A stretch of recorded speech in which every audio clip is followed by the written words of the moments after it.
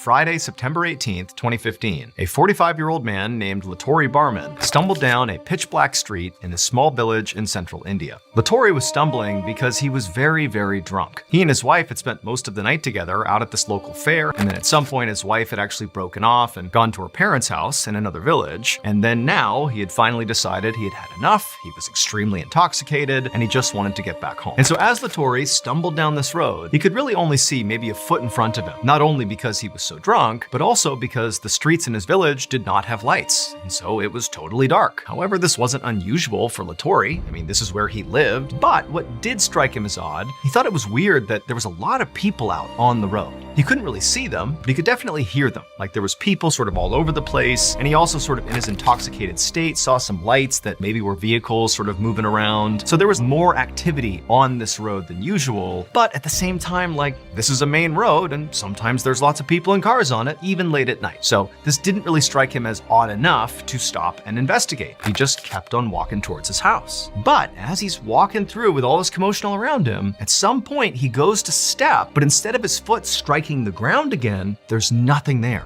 And suddenly he feels himself falling and he smashes into the ground, and now truly it's pitch black. He can't see anything and he blacks out. The following morning, a group of villagers were walking down the same street that Lattori had been on the night before, and as they were walking, now in broad daylight, they looked up ahead and they noticed something odd right in the middle of the street. And at first they had no idea what it was, and so they walked closer to it to get a better look. And as they walked up on this thing, they instantly understood what it was. It would turn out the reason Lattori was hearing and seeing all these people and vehicles on the street the night before was because there was actually a construction crew repairing potholes in that road. And Lattori, as he was stumbling along, accidentally fell into one of these deep potholes, smashed the ground, and was knocked unconscious. And because this worksite was so chaotic, none of the crew saw Lattori fall in, and Lattori was too drunk to get out of the hole. And so at some point that night, the construction crew reached the pothole that Lattori was in. They didn't see him,